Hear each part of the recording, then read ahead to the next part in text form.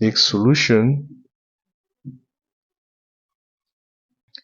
We have to find x and y.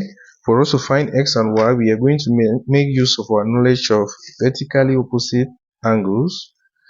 2x is vertically opposite to 80 degrees. Vertically opposite angles are equal. It simply means 2x should be equal to 80 degrees.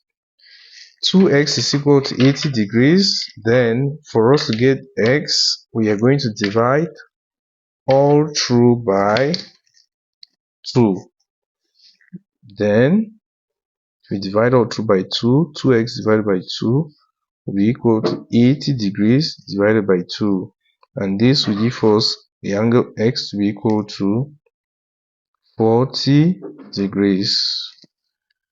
Next, we have to find the angle y. The angle y and the angle 100 degrees, they are vertically opposite. That means the angle y is equal to 100 degrees.